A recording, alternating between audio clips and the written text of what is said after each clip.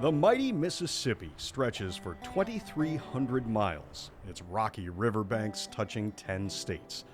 But in a deeper sense, the river flows through every corner of the American imagination. Thanks to Mark Twain, born as Samuel Clemens in 1835. Well, Sam Clemens grew up here on the banks of the Mississippi River, and it influenced his life greatly.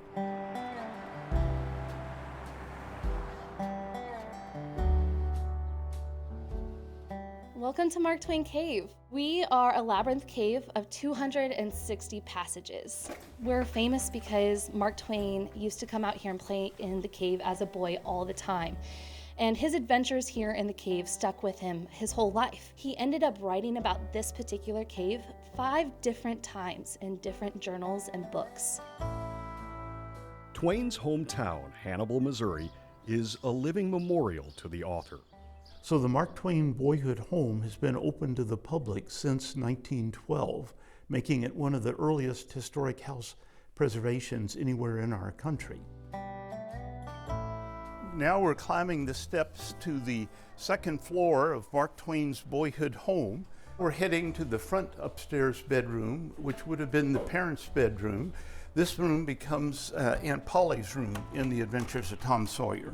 The rear upstairs bedroom is most likely where Sam Clemens shared a room with his brother Henry. And in Adventures of Tom Sawyer, this is the room from which he escaped to go play with Huckleberry Finn at night.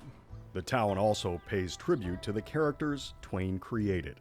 Many of the sites that he mentions are real locations.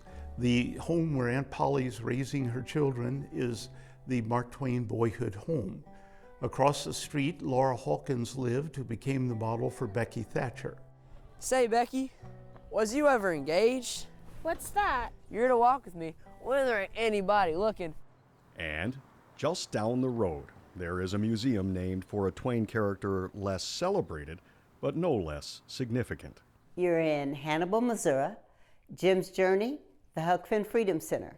And I got that from the Missouri Archives. Jim's Journey Museum founder Faye Dant says the story of Huck Finn's companion on the Mississippi, the runaway slave Jim, is the real heart of the novel and was based on Twain's real-life friend, Daniel Quarles. I started this in 2013, and I did it because the story wasn't being told.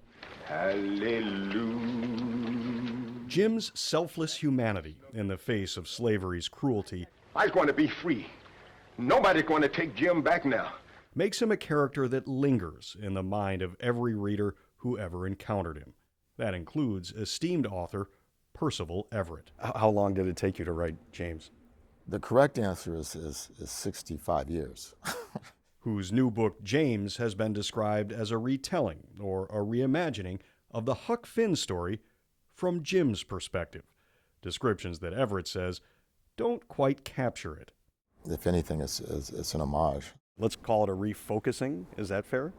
That is fair. Sort of a continuance of the conversation. What's the reason to read this book? The book is about America. Honestly, not a companion, because you don't have to read Huck Finn to understand it or to get through the novel. But Twain is a literary hero of mine, and it makes me happy that I can even bring more readers to Huck Finn. In Huck Finn, Jim begins as a minor character and ends as the moral center of the story, becoming a friend and a father figure to Huck.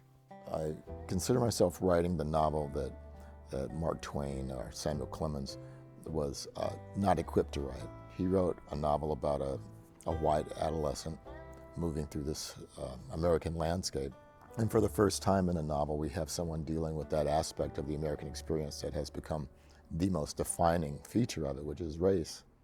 But he couldn't write the story of the character Jim. It wasn't about Jim, and he couldn't inhabit that character, so I tried to do it. Everett has written 24 novels and won numerous awards. He was shortlisted for the National Book Award and the Booker Prize, and was a finalist for the Pulitzer Prize. His 2001 book, Erasure, is the basis for the Oscar-winning film American Fiction. Deadbeat dads, rappers, crack. You said you wanted black stuff. That's black, right? I see what you're doing. But literary critics say in James, Everett has written a masterpiece. So let's hope the book is worthy of this praise. The 67-year-old author uses a combination of satire, humor, history, and philosophy to make readers think in new ways. He gets to name himself. There's a lot of power in naming. In this book, Jim goes by James. He is educated and literate, speaking in so-called proper English with the other enslaved people and in dialect when he's around white people. James gives lessons to the children in the slave quarters about how to speak slave and what to say in different situations, how not to challenge the superior feelings of the white people around him. Twain wrote Huck Finn in the dialect of the time, and the N-word is used 219 times in the novel. The language has led to the banning of the book. What are your thoughts on that? People who want to ban books either don't read books or don't understand books. It's an important novel about America. It should be taught, and it should not be taught with any watered-down language. The book is controversial today because many of the issues that are addressed in the book have not gone away in the intervening 100+ years. They're still with us, and they're still problematic today as they were when the book was written.